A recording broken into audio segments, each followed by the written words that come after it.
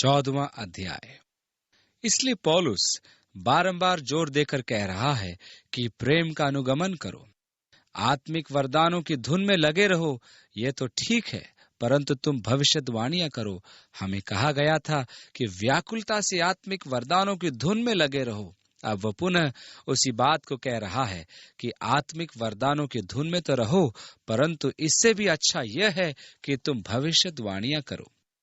क्योंकि जो कोई किसी अनजान भाषा में बोलता है वह मनुष्यों से नहीं अपितु परमेश्वर से बोलता है, क्योंकि कोई मनुष्य उसे नहीं समझता। फिर भी आत्मा में आकर वो रहस्यों अथवा दैवीय गुप्त बातों को बोलता है। यहाँ एक रुचिकर पद है। यदि तुम एक अनजान भाषा में बोल रहे हो तो तुम परमेश्वर से बात कर रहे हो। दूसरे शब्दों में, यह एक ऐसा वरदान है जिसके द्वारा परमेश्वर की उपासना में उसकी सहायता की जाती है, या वह इसकी सहायता से परमेश्वर से बातचीत करता है। क्योंकि अनजानी भाषा में बातचीत करने के द्वारा, चूंकि आप उसे समझते नहीं, आप अपनी समझ का सहारा छोड़ देते हैं। क्या कभी आप ऐसे किसी स्थान में गए जहां आपने अपने मन के विचारों को व्यक्त करने में स्वयं को असमर्थ पाया? मैं प्राय गया हूं। जब मैं धार्मिक माहौल में होता हूं, जब परमेश्वर के अनुग्रह के दायरे में और परमेश्वर के अनुग्रह या उसकी महानता के दायरे में जो उसका चरित्र है, और जब मैं परमेश्वर की चीजों पर ध्यान लगाता हूं, अर्थात उसकी प्रेम की महानता, उसकी शक्ति, उसकी महिमा, जब मैं उन सब के विषय में विचार करता हूं जो उसने मेरे लिए किया, जबकि मैं कुछ भी नहीं, तो अचानक ही मैं उस स्थिति में पहुंच जाता हूं कि मेरा हृदय उसे धन्यवाद देने के लिए इतना शुक्रगुजारी से भर जाता है कि शब्द कम पड़ जाते हैं। अपने हृदय के मनोभावों को प्रकट करने के लिए पर्याप्त शब्द ही मिलते, और जो मिलते भी हैं वे बहुत सीमित होते हैं।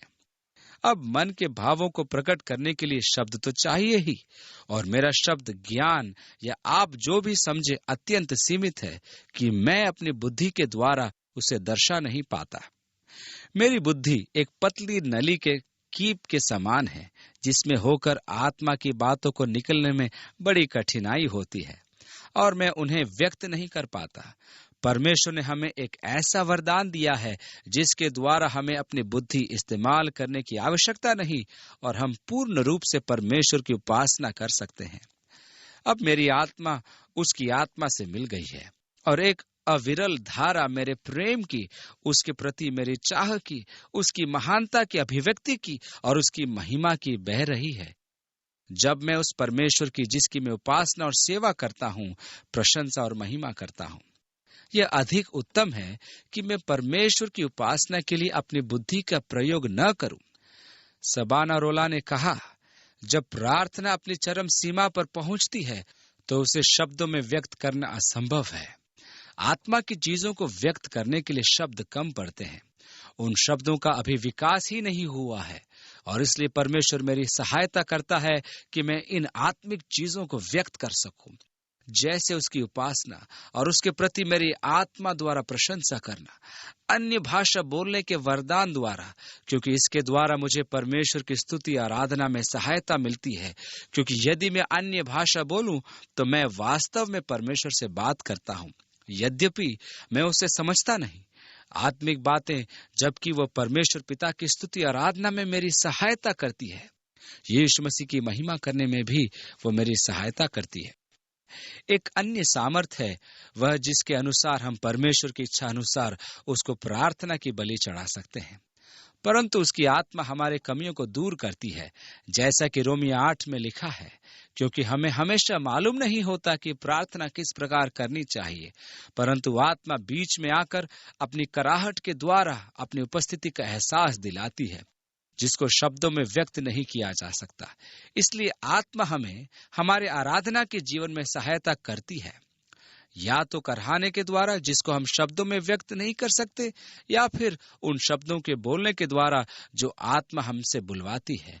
हम अपनी प्रार्थनाओं को परमेश्वर की इच्छा अनुसार एक विशेष परिस्थिति में बोलते हैं। यह एक ऐसा वरदान है जिसके द्वारा मैं निर्मित हुआ हूँ, मुझे लाभ हुआ है, मुझ पर अनुग्रह हुआ है। यदि मैं वरदानों की इच्छा कर रहा हूं तो मेरे लिए अधिक बेहतर होगा कि अन्य भाषा बोलने के वरदान के बजाय भविष्यवाणी के वरदान की इच्छा करूं।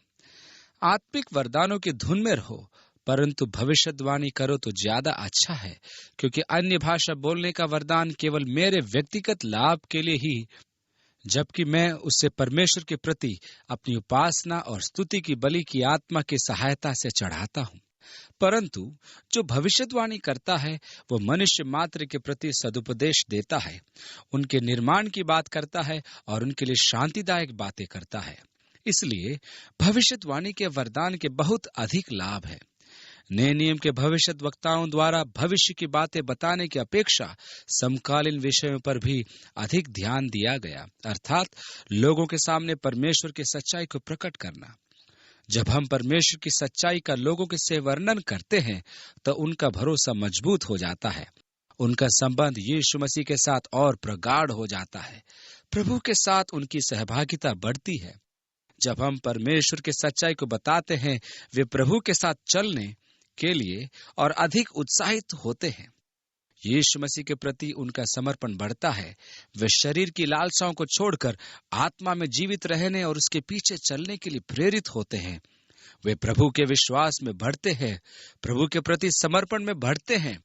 जब हम परमेश्वर के वचन बोलते हैं तो वे शांति प्राप्त करते हैं, क्योंकि वे इस चीज को महसूस करते हैं कि यह सब परमेश्वर के हाथ में है और स्वयं परमेश्वर उसकी चिंता करेगा और परमेश्वर कार्य करने जा रहा है। और जबकि मैं सब्र से प्रतीक्षा करता हूँ, मैं परमेश्वर के कार्य को देखूंगा और उसकी महिमा करूंगा और उसके नाम की स्तुति करूंगा और मैं उसके वचन से शांति पाऊंगा। भविष्यवाणी करने के वरदान का व्यापक मूल्य है, जबकि कलीसिया इसके प्रयोग से लाभ उठाती है। लाभ इसलिए उठाती है क्योंकि वह उसी में पनपता है, उसी में शांति पाता है, उसी में उत्साहित है, जो निश्चय ही सदुपदेश है। वह जो अन्य भाषा में बोलता है वह स्वयं से निर्मित है, वह आपका निर्माण करता है। यह एक अनुग्रह पूर्वक अनुभव है। वह निश्चय ही आपका निर्माण करता है। परंतु जो भविष्यवाणी करता है वह कलीसिया का निर्माण करता है। मैं चाहूंगा कि आप सब अन्य भाषा बोलें।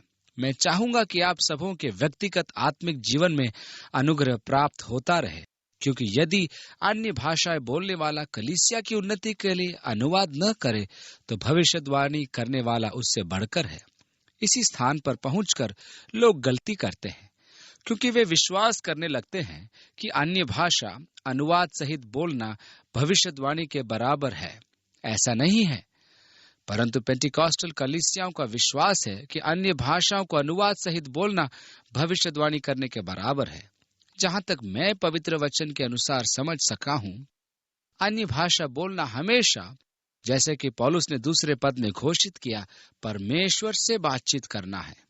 आप प्रेरितों के काम की पुस्तक उसके दूसरे अध्याय में लिखे वो पदों को याद करें। और ये सब मनुष्य यरूशलेम में एकत्रित हुए और वे पुरुष और स्त्रियां अन्य अन्य भाषा में बोल रहे थे। उन्होंने अचंभा किया, क्योंकि वे उनको अपनी भाषा में बोलते हुए सुन रहे थे और सोच रहे थे कि वह क्या कर रहे हैं। वे परमेश्वर की महिमा और स्तुति कर रहे थे। वे मनुष्यों से नहीं, अपितु परमेश्वर से बातचीत कर रहे थे। उनको अब उनकी अपनी ही भाषा में उपदेश नहीं दिया जा रहा था, परंतु वास्तव में उन्हें परमेश्वर की महिमा और स्तुति करते हुए सुना। प्रेरित पौलुस अब से कुछ ही क्षणों में हमें ये दिखाने जा रहा है कि हमें अन्य अन्य भाषाएं आम जनता के बीच तब तक नहीं बोलना चाहिए जब तक वहां कोई अनुवाद करने वाला न हो, ताकि सारी कलीसिया उन्नति प्राप्त कर सके। क्योंकि यदि आप बिना अनुवाद के साथ बोलेंगे तो एक अनजान व्यक्ति जो वहां बैठा है कैसे कहेगा हाँ परमेश्वर आमीन, क्योंकि जब वो आपको धन्यवाद देते हुए देखता है तो वह नहीं समझता कि आप क्या कह रहे हैं। वह किस बात पर आमीन कहेगा? शायद आपके द्वारा धन्यवाद देने पर, या शायद आपके द्वारा परमेश्वर से बातचीत करने पर। और फिर पौलुस आगे कहता है, निश्चय ही आप परमेश्वर की उपासना पूरे मन से करें। यह परमेश्वर की स्तुति करने का एक अच्छा तरीका है, परंतु बिना अनुवाद के, क्योंकि उसके द्वारा दूसरे लोगों की उन्नति नहीं होती है। अनुवाद इसलिए आवश्यक है क्योंकि इसके द्वारा लोग आपकी उपासना और स्तुति जो परमेश्वर के प्रति है समझते हैं और तब उनकी उन्नति होती है। जब आप आत्मा से परमेश्वर की महिमा, शक्ति और महानता की उद्घोषणा करते हैं, जब वे परमेश्वर के प्रति आपके द्वारा की जा रही स्तुति और महिमा को समझते हैं, तो आपकी स्तुति द्वारा उनकी उन्नति होती है। यदि आप किसी पेंटिकॉस्टल कलीसिया की आराधना में सम्मिलित हुए हों, तो आपने यह अन्य भाषा बोलते हुए लोगों को देखा होगा। यदि आप उस पर ध्यान देंगे तो आप देखेंगे कि उसमें एक रूपता का अभाव है। कई वर्षों तक पेंटिकॉस्टल आराधनाएं देखने पर जब उनमें आम जनता के बीच अन्य भाषाएं बोली जाती हैं, तो वे उन्हें अन्य भाषाओं में संदेश देना बोलते हैं और बाद में प्राय ये उसका अनुवाद कुछ इस प्रकार करते हैं: मेरे छोटे बच्चों, मेरी ओर कान लगाओ या मेरी ओर सुनो, क्योंकि आज मैं तुम्हें बुलाऊंगा कि तुम मेरी स्तुति करो। मेरे छोटे बच्चों, मेरी आवाज सुनो। और अक्सर अनुवाद को या जो मैं इस समय कहूंगा वह तथाकथित अनुवाद परमेश्वर का लोगों के साथ संवाद है, क्योंकि मैं तुम्हारे प्रभु ने घोषित किया है कि आज मैं तुम्हें और तुम्हारे साथ सबों को आशीष दूंगा, और वह परमेश्वर के संदेश के रूप में लोगों के पास आता है। मैंने आराधना की इस विधि को पेंटिकॉस्टल आराधनाओं में बार बार देखा है। क्या इसका अर्थ यह है कि अन्य भाषाएं बोलना पूर्ण रूप से सच नहीं है? नहीं, इसका अर्थ यह है कि जो अनुवाद किया गया वह पूर्ण रूप से सच नहीं था। मैं ऐसा सोचता हूं कि ऐसी सभाओं में इस प्रकार की घटना ये दिखाने के लिए होती है कि आपने अपने अन्य भाषा बोलने के वरदान का उपयोग किया और उसके पश्चात आपने भविष्यवाणी करने के वरदान का उपयोग किया, किंतु आपने नहीं किया। मेरी यह धारणा है कि पेंटिकॉस्टल कलीसिया में यह आम बात है और आप उनमें सार्वभौमिक रूप से प्रचलित पाएंगे कि अन्य भाषाएं बोली गईं और उनके सही अनुवाद करने की अपेक्षा भविष्यवाणी की गई। इसलिए अन्य भाषाएं अनुवाद के साथ बोलना भविष्यवाणी के समकक्ष अथवा समान नहीं है, या भविष्यवाणी जैसा नहीं है।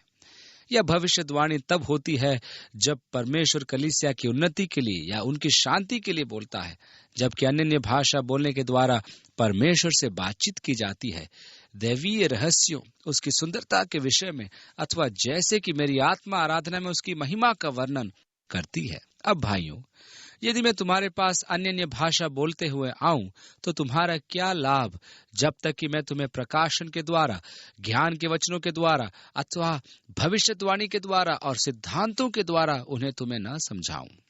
दूसरे शब्दों में, जब रात्रि को तुम्हारे पास बातें करने आता हूं तो मैं तुमसे प्रकाशन के माध्यम से, ज्ञानपूर्ण वचनों से, भविष्यवाणी के वरदान से और सिद्धांतों से बातें करता हूं। यदि मैं आज यहाँ पर सारी शाम खड़े होकर अन्य भाषा में बात करूं तो ये तुम्हारे लिए पूरी शाम बर्बाद करने जैसी होगी। लेकिन प्रकाशन के द्वारा बातें करने से, भविष्यवाणी, ज्ञान के वचनों अथवा सिद्धांतों के अनुसार बात करने के द्वारा तुम पर आशीष आती है और तुम्हारा लाभ होता है। जब हम परमेश्वर के वचनों को सुनते और उनके द्वारा सीखते हैं और परमेश्वर के साथ अपने संबंधों में उन्नति पाते हैं, अन्य भाषाएं बोलना केवल अर्थहीन ध्वनि है। इन अर्थहीन आवाजों का आपके लिए कोई महत्व है अथवा नहीं, ये आप नहीं समझ पाते। इसलिए पौलुस ने कहा, कुछ चीजें ऐसी है जिनमें जीवन नहीं है, किंतु वे आवाज करती है। यदि मैं आज रात्रि आपके लिए पियानो बजाऊं तो वह तुम्हारे लिए अर्थहीन होगा, एक बिल्कुल अर्थहीन आवाज। और इसी प्रकार के अन्य वाद्य यंत्र ध्वनि तो करते हैं, परंतु तब तक अर्थहीन है जब तक कि कोई चतुर व्यक्ति उन्हें न बजाए। यदि आपके पास गिटार हो और आप उसके तारों को यूं ही छेड़ दें तो एक अर्थहीन झंझनाहट तो अवश्य होगी, परंतु बिना राग के। अन्य भाषा बोलना इसी प्रकार की मात्र ध्वनि है जब तक उसका अनुवाद न किया जाए। यदि वाद्य यंत्र के केवल तार झंझनाए जाएं तो आप किस प्रकार जानेंगे कि कौन सी धुन बजाई जा रही है? आप नहीं जानते कि क्या बजाया जा रहा है।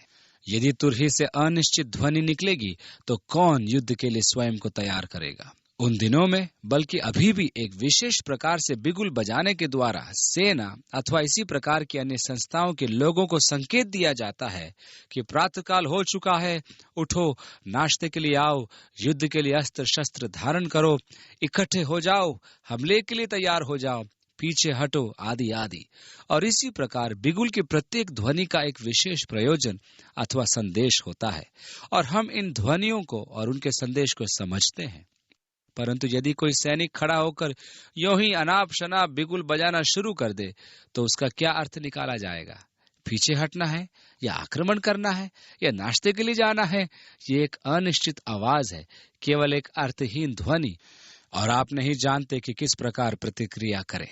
अन्य भाषा बोलना भी अर्थहीन हो सकता है। आप नहीं जानते कि इसका प्रत्युत्तर कैसे देना है। आप नहीं जानते कि इसकी प्रतिक्रिया आप कैसे करेंगे। इसी प्रकार से यदि आप अन्य भाषा बोलते समय समझ में आने वाले शब्दों का प्रयोग न करें तो लोग किस प्रकार जानेंगे कि आप क्या बोल रहे हैं। केवल लोगों के बीच खड़े होकर अन्य भाषा बोलना मूल्यहीन है। वह उनको किसी चीज के लिए तैयार नहीं करती। वे नहीं जानते कि क्या प्रतिक्रिया करें। जब तक आप ऐसे शब्द न बोलें जिनको वे समझ सके और उनके सामने सरल सच्चाई प्रकट हो सके, अन्यथा ये केवल हवा में बात करने के समान है। संसार में अनेक प्रकार की आवाजें हैं, यह हो सकती हैं, और उनमें से ऐसी कोई नहीं है जिनका कोई महत्व न हो। यह संभव है कि आप कोई अत्यंत महत्वपूर्ण बात कर रहे हैं, लेकिन कौन जानता है, शायद आप इस प्रकार कह रहे हैं जैसे गूंगा व्यक्ति अपने गले से आवाज निकालता है।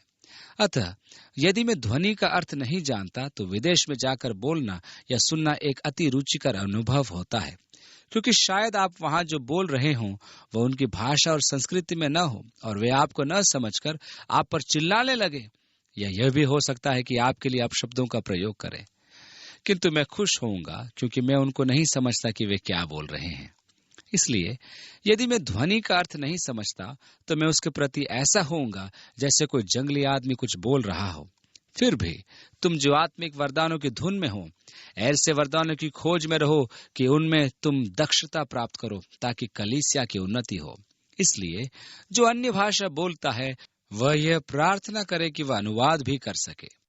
यदि अनुवाद का वरदान हो तो यदि वह अन्य भाषा बोलने के वरदान का भी प्रयोग करे तो अपने अनुवाद के वरदान द्वारा ही वो पूरी कलीसिया को लाभ पहुंचाने योग्य होगा। क्योंकि यदि मैं अन्य भाषा में प्रार्थना करूं तो मेरी आत्मा भी प्रार्थना करती है, परंतु मेरी समझ का कोई लाभ नहीं। मैं नहीं जानता मैं क्या कह रहा हूं। तब ये क्या है? मैं आत्मा के साथ प्रार्थना करूंगा और मैं समझ के साथ भी प्रार्थना करूंगा, और मैं समझ के साथ भी प्रार्थना करूंगा। मैं आत्मा के साथ गाऊंगा और मैं समझ के साथ भी गाऊंगा। पौलुस अभी अभी ये घोषणा कर रहा है कि मेरी आराधना के मध्य ऐसे समय आते हैं कि मैं अन्य भाषा में प्रार्थना करता हूँ। कभी कभी यूनानी अथवा इब्रानी या किसी भाषा में प्रार्थना करता हूँ जिसे मैं जानता हूँ। किसी किसी समय में अन्य भाषा में गाऊंगा और किसी किसी समय में उस भाषा में गाता हूँ जिसे मैं जानता हूँ। अन्यथा जब आप आत्मा पाएंगे अर्थात अन्य भाषा बोलते समय, तब ये अनजान या अज्ञानी मनुष्य आमीन किस प्रकार बोलेगा जब आप धन्यवाद दे रहे हों? क्या ये देखते हुए कि आप जो बोल रहे हैं उसे वह नहीं समझता? यद्यपि आप तो अच्छी तरह से धन्यवाद दे रहे थे, लेकिन बाकी के लोग लाभान्वित नहीं हो रहे हैं। मैं अपने परमेश्वर का धन्यवाद देता हूं कि मैं आप सबों से अधिक अन्य भाषा बोलता हूं, पौलुस लिखता है। अब पौलुस पहले ही हमें बता चुका है कि यह कलीसिया में अन्य भाषा बोलने का कार्य नहीं करता। वह जानी पहचानी भाषा में भले ही केवल 5 शब्द बोले, किंतु अनजानी भाषा में 10,000 शब्द बोलना पसंद नहीं करता। इसलिए यदि वह अन्य भाषा में अन्य सभी की अपेक्षा अधिक बोलता है तो ऐसा वह अपनी व्यक्तिगत प्रार्थना में और एकांत में करता है। मेरा भी विश्वास है कि यदि किसी व्यक्ति को अन्य भाषा बोलने का वरदान प्राप्त है तो इसके उपयोग के लिए उसकी व्यक्तिगत प्रार्थना ही सबसे उपयुक्त समय है, जबकि वह अपनी आत्मा से प्रार्थना करके अपने प्रेम का प्रदर्शन कर सकता है और उसकी महिमा, अच्छाई, शक्ति और महानता का वर्णन कर सकता है। मैं परमेश्वर का धन्यवाद देता हूं कि मैं आप सबों से अधिक अन्य भाषा में बोलता हूं। फिर भी कलीसिया में मैं 10,000 ऐसे शब्द बोलने की अपेक्षा जिनको कोई समझ न सके 5 ऐसे शब्द बोलना ज्यादा पसंद करूंगा जिनको समझने में किसी को कठिनाई न हो। भाइयों, समझ में बच्चे न बने रहो, बुराई में तो बालक रहो, परंतु समझ में सयाने बनो। इसलिए हमें चीजों को समझने के लिए बच्चे नहीं बने रहना है। केवल जहां तक बुराई का संबंध है हमें उसके बालकों की तरह रहना है। जहां तक समझदारी में बुराई का संबंध है तो हमें वास्तविक समझ और वास्तविक ज्ञान की खोज में रहना चाहिए। व्यवस्था में लिखा है कि प्रभु कहता है, मैं अपरिचित भाषा बोलने वालों के द्वारा और पराये मुख के द्वारा इन लोगों से बातें करूंगा तो भी वे मेरी न सुनेंगे। अब व्यवस्था विवरण 28 में मूसा इसराइल के लोगों को चेतावनी दे रहा था कि चूंकि उन्होंने परमेश्वर की तरफ से मुंह फेर लिया है, उनके शत्रु आकर उन्हें उखाड़ फेंकेंगे। वे अपनी ही सड़कों पे विदेशियों को बोलते सुनेंगे। परमेश्वर से मुख मोड़ने के कारण ही उसका कोप उन पर भड़का। वास्तव में परमेश्वर के न्याय का चिन्ह, क्योंकि उन्होंने उसे मुंह मोड़ लिया था। ऐसा प्रतीत होता है कि पौलुस व्यवस्था विवरण 28 का संदर्भ दे रहा था, क्योंकि उसने कहा व्यवस्था में लिखा है, यशायाह में भी लिखा है उसके 28वें अध्याय में कि वह तो इन लोगों से परदेशी होंठों और विदेशी भाषाओं के द्वारा बातें करेगा, परंतु उन्होंने सुनना न चाहा।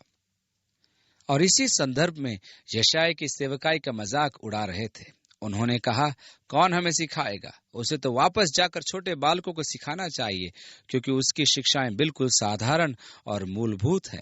उसकी शिक्षा आज्ञा पर आज्ञा, नियम पर नियम, थोड़ा यहाँ थोड़ा वहां है। वे उसके सिखाने के तरीके का मजाक उड़ा रहे थे। और तब उसने कहा, मैं इन लोगों से परदेशी होठों और विदेशी भाषा वालों के द्वारा बातें करूंगा। विश्राम इसी से मिलेगा, इसी के द्वारा थके हुए को विश्राम दो। परंतु उन्होंने सुनना न चाहा। स्पष्ट है कि पौलुस यहाँ वचन के दोनों अंशों को एक साथ जोड़ रहा है।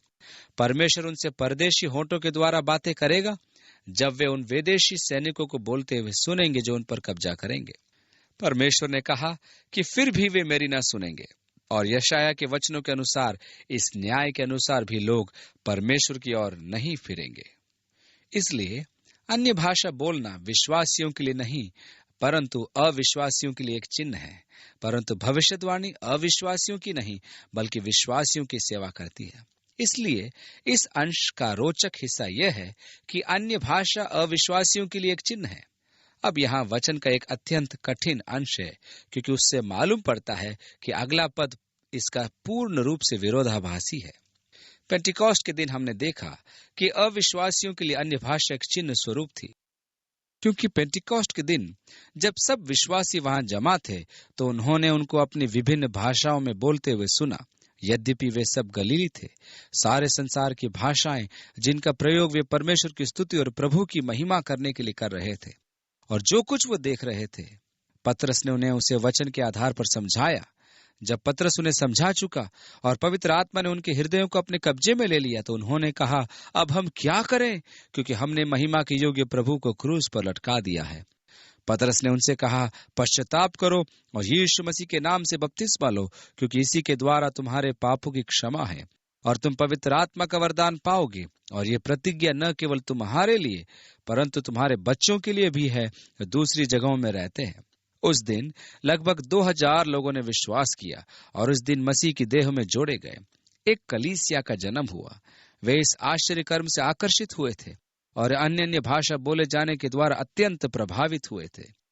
और ये अविश्वासियों के लिए एक चिन्ह था, और इसे आश्चर्य कर्म को देखने के द्वारा वे मसीह यीशु की ओर मुड़ आए थे। जबकि भविष्यवाणी का सीधा निशाना विश्वासियों के प्रति उन्हें उत्साहित करने के लिए, शक्ति प्रदान करने के लिए, शांति प्रदान करने के लिए और उनकी उन्नति के लिए होता है। अगले पद में पौलुस ने स्थिति को पूर्ण रूप से पलट दिया। इसलिए यदि सारी कलीसिया एक स्थान में एकत्रित हो जाए और सब अन्य भाषा में बोलने लगे और उसी समय वे लोग आ जाएं जो अज्ञानी अथवा अविश्वासी हैं, तो क्या वे नहीं कहेंगे कि तुम पागल हो? क्या पौलुस अपनी स्थिति को बिल्कुल उलट रहा है?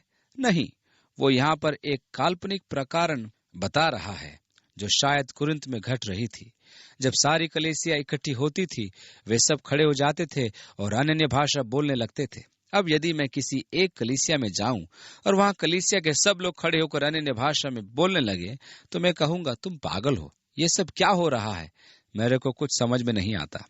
यदि कलीसिया में अन्य भाषा बोलना ही पड़े तो उनको पौलुस के द्वारा स्थापित नियमों के अनुसार बोलना चाहिए। यदि कोई मनुष्य अन्य भाषा बोलना चाहता है तो 2 या अधिक से अधिक 3 व्यक्ति ही बोले, और वो भी बारी बारी से, और कोई उनका अनुवाद करे। अब यदि सारी कलीसिया एकत्र हो और उनके बीच में अविश्वासी लोग उपस्थित हों, तो उस समय यदि समस्त कलीसिया द्वारा अन्य भाषा बोलने के वरदानों का उपयोग किया जाए, तो इसका सही परिणाम समझ में आएगा कि वे पागल हैं। अविश्वासी के लिए यह कोई चिन्ह नहीं होगा। वे केवल ये चिन्ह समझते हैं कि तुम सब पागल हो। तथा यदि अन्य भाषा का प्रयोग करना हो तो निश्चय ही यह परिलक्षित होगा कि पौलुस इसको कलीसिया में नहीं चाहता। पौलुस कहता है, मैं व्यक्तिगत रूप से इसको कलीसिया में नहीं करता हूं। यदि अन्य भाषा को कलीसिया में बोला जाना है तो 2 अथवा अधिक से अधिक 3 व्यक्तियों द्वारा बारी बारी से बोला जाए और किसी एक व्यक्ति को उनका अनुवाद करना चाहिए। इसमें और अधिक रोक है। यदि कोई वहां अनुवाद के वरदान से अभिषिक्त ना हो तो शांत रहना चाहिए और स्वयं परमेश्वर से बातचीत करे। मैं उस व्यक्ति को बिल्कुल नहीं चाहता जो बीच में खड़े होकर अन्य भाषा बोलता है और कहता है, परमेश्वर ने मुझे ऐसा करने को कहा, मैं अपने आप को रोक नहीं सकता। पौलुस यहाँ पर घोषणा करता है कि आप अपने ऊपर संयम रखें। यदि कोई अनुवादक नहीं है तो आप अपनी लालसा और अभिषेक पर काबू रखें और स्वयं अपने से और परमेश्वर से बातचीत करें।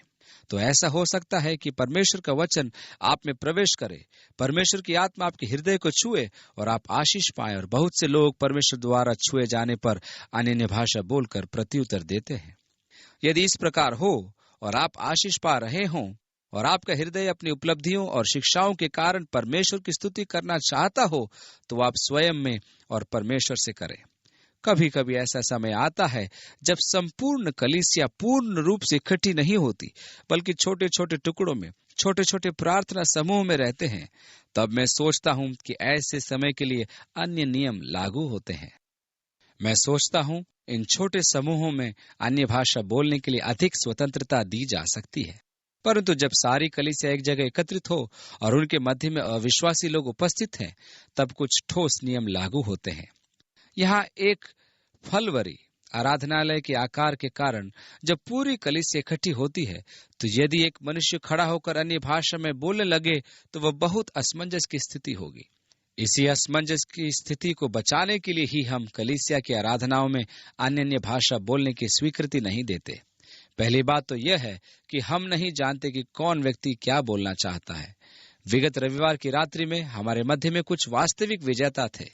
मैं आशा कर रहा था कि उनमें से एक जन खड़ा होकर अन्य भाषा बोलेगा, परंतु उसने ऐसा नहीं किया। कुछ लोग सोचते हैं जिन्हें मानसिक समस्याएं होती हैं और जो पेंटिकॉस्टल किस्म की आराधनाओं में खुले मंच पर बोलने की सुविधाओं के कारण अपने जीवन की मानसिक आवश्यकताओं को तुष्टि करते हुए इस प्रकार अन्य भाषा सबके सामने बोलना चाहते हैं। जबकि हम भविष्यवाणी और ज्ञान के वचनों के वरदानों का उपयोग करते हैं तो यह उचित नहीं होगा पवित्र आत्मा के लिए कि वह स्वयं को अन्य भाषा अनुवादों के साथ बोलने के द्वारा बाधित करे। जैसा कि मैंने कहा, हमारे बीच में प्रार्थनाओं के दल है और ऐसे प्रकोष्ठ हैं जहां अन्य भाषा अनुवाद सहित बोलने की स्वतंत्रता है। यह मूल्यवान है और हम इसे अवैध नहीं करते और हम इसको परमेश्वर का एक वैध कार्य और वरदान मानते हैं, लेकिन संपूर्ण कलीसिया की उपस्थिति में नहीं। जबकि संपूर्ण कलीसिया एक जगह एकत्रित है और उनके बीच में अविश्वासी उपस्थित हैं, तब हम इस पर रोक लगाते हैं। परंतु यदि सब लोग भविष्यवाणियां कर रहे हैं और उनके मध्य में एक ऐसा व्यक्ति आता है जो न तो विश्वासी है और न ही ज्ञानी, फिर भी वो पूर्ण रूप से प्रभावित होता है और समझ सकता है। अब उसने कहा, यद्यपि वो भविष्यवाणी अविश्वासियों के लिए नहीं थी, परंतु वो विश्वासियों के लिए थी। परंतु मैंने कुछ अत्यंत रुचिकर बातें पाई हैं। जबकि हम भविष्यवाणी के वरदान का प्रयोग करते हुए परमेश्वर के वचन का प्रचार कर रहे होते हैं, उस समय अविश्वासी अक्सर आ जाते हैं। यद्यपि भविष्यवाणी शरीर के लिए शांतिदायक और उन्नतिशील है, एक अविश्वासी आता है, यद्यपि वरदान का संबंध शरीर से है, तब फिर भी कितनी ही बार कुछ चीजें ऐसी ही बोली जाती हैं जो उनके स्वयं के हृदयों को काटती है। जब मैं एक विशेष विषय पर बोलना शुरू करता हूँ, उदाहरणों को प्रस्तुत करता हूँ, तो हमारी कलीसिया में कुछ लोग अपने मित्रों को द्वारा भी लाए जाते हैं, तो वे अपने मित्रों से बहुत नाराज हो जाते हैं क्योंकि वे समझते हैं कि उन्हें फंसाया गया। वो ये सोचते हैं कि उनके मित्रों ने उनके यहाँ आने से पहले मुझे उनके विषय में पहले से बता दिया था और वे विचलित हो जाते हैं कि उन्हें इस प्रकार फंसाया गया। उनको विश्वास था कि मुझे उनके विषय में पूर्व और पूर्ण ज्ञान था, क्योंकि जब हमने बातचीत शुरू की तो परमेश्वर की आत्मा ने उस विषय के संबंध में उनके जीवनों में काम किया। कई बार जब कोई मनुष्य इस प्रकार की बातें सुनता है तो वह आत्मा द्वारा विश्वस्त होता है और इस चीज को महसूस करता है कि परमेश्वर वास्तविक है। चाहे वरदान का उपयोग कलीसिया के लिए हो रहा हो, तो कुछ लोग इस प्रकार के होते हैं कि वे वचनों को सुनने के द्वारा वास्तविकता और परमेश्वर की सच्चाई के प्रति अपने हृदयों में आश्वस्त होते जाते हैं।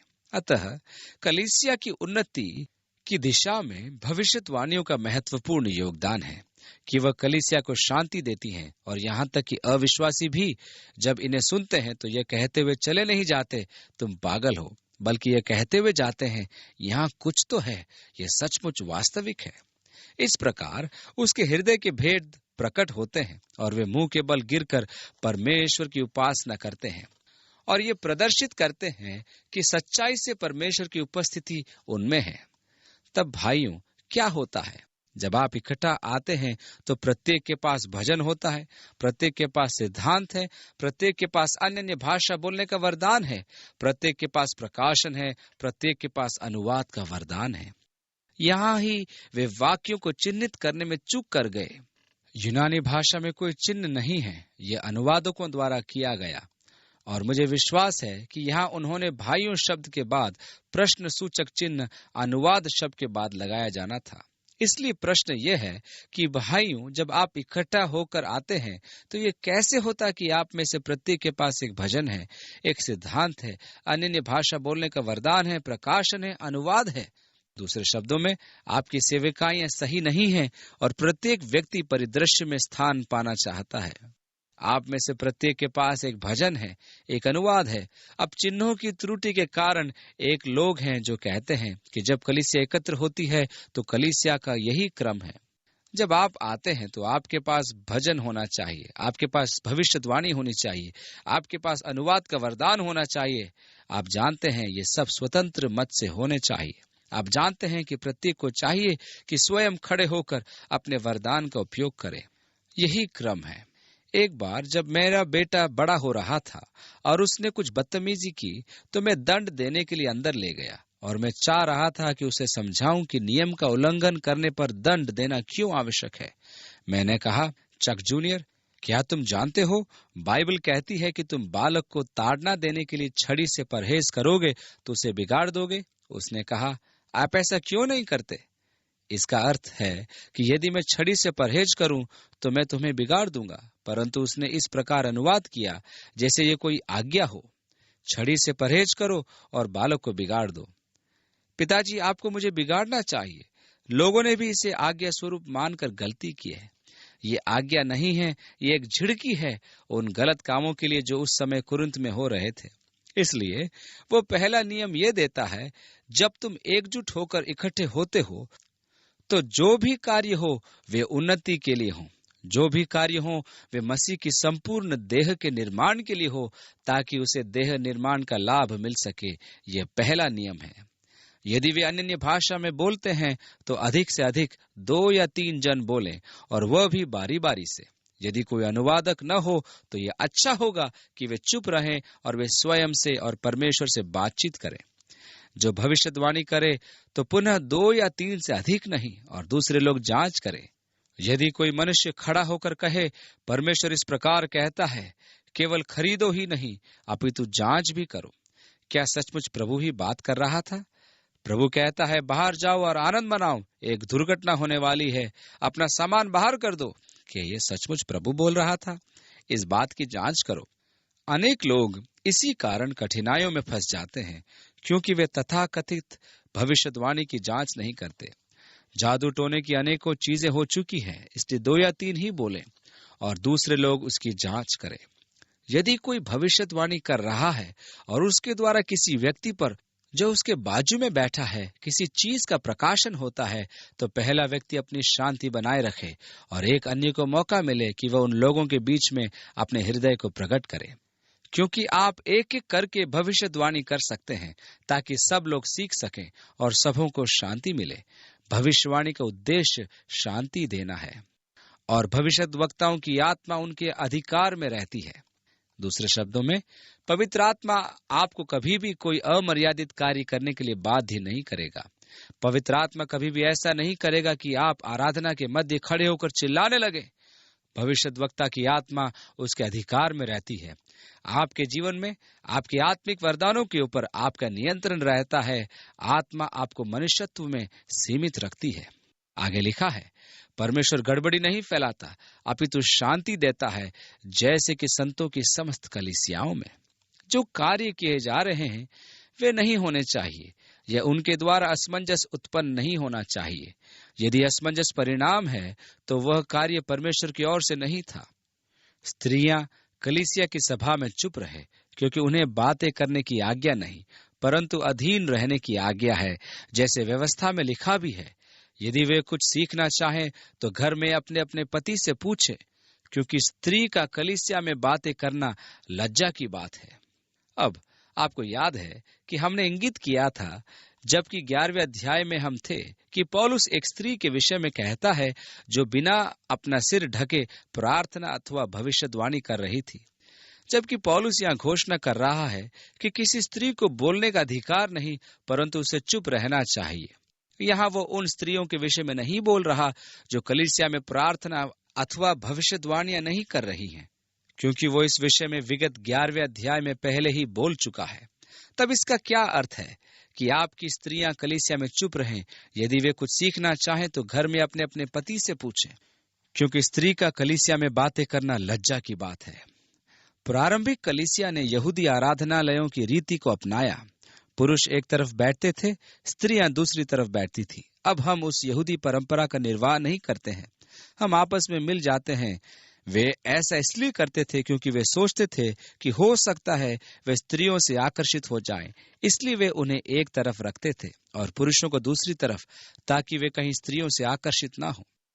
जबकि आप इकट्ठे बैठते हैं तो यदि कोई ऐसी बात कही गई जिसे आप अच्छी तरह नहीं समझे, आप कह सकते हैं, इसका अर्थ क्या है, या आप एक टिप्पणी लिख सकते हैं, इसका आशय क्या है। क्योंकि उनके पति दूसरी तरफ बैठे थे। प्रिय, वह किस विषय में बात कर रहा है? पौलुस ने कहा, स्त्रियां कलीसिया की सभा में चुप रहें, तुम्हारी स्त्रियां चुप रहें, तुम्हारी पत्नी चुप रहे। यदि वह कुछ सिखाना चाहती है, यदि कोई समस्यापूर्ण प्रश्न है, तो जब आप उसे घर ले जाएं तो वह आपसे वहां पूछ सकती है। कलीसिया में जिस प्रकार स्त्रियां चिल्लाती हैं, यह लज्जा की बात है। उन्हें प्रार्थना करने, भविष्यवाणी करने या आत्मिक वरदानों का प्रयोग करने में मनाही नहीं है, परंतु आराधना के कमरे में एक तरफ से दूसरी तरफ आवाज लगाकर अपने पति से पूछना कि किस विषय में वचन दिया जा रहा है अथवा क्या हो रहा है, यह मना है। क्योंकि यदि वे कुछ सीखना चाहें तो घर में अपने पति से पूछें, क्योंकि स्त्री का कलीसिया में बातें करना लज्जा की बात है। क्या परमेश्वर का वचन तुम में से निकला है या केवल तुम ही तक पहुंचा है? अब पौलुस कह रहा है, आप क्या सोचते हैं कि परमेश्वर की वस्तुओं के शुरूकर्ता आप हैं, या प्रमापों का निर्धारण आपने किया? आप क्या सोचते हैं कि नियम आपने बनाए हैं? क्या परमेश्वर का वचन केवल आप ही तक पहुंचा है?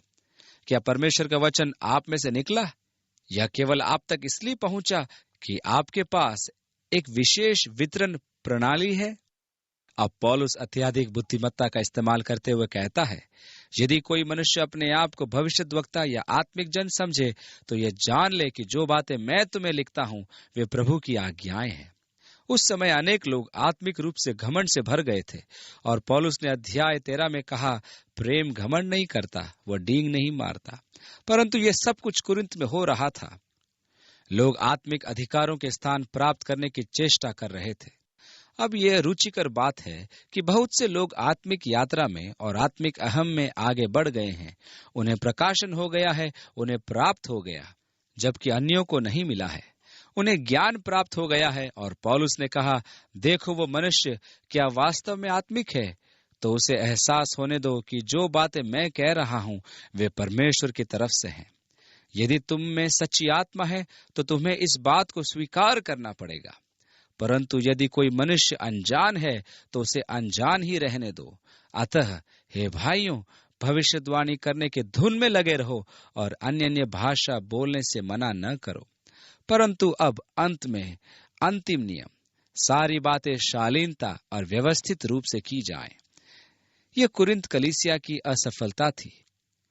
परमेश्वर के भवन में अव्यवस्था थी, जिसके कारण लोग असमंजस की स्थिति में वहां जा रहे थे और कह रहे थे, अरे वे पागल हैं। और शायद अच्छे कारण के लिए सारी बातें शालीनता और व्यवस्थित रूप से की जाएं। परमेश्वर आपको आशीष दे और अपने साथ चलाने में आपका मार्गदर्शन करे कि उसके साथ आपकी सहभागिता बढ़े और समृद्ध हो। इस सप्ताह भर परमेश्वर का अनुग्रह आप पर बना रहे।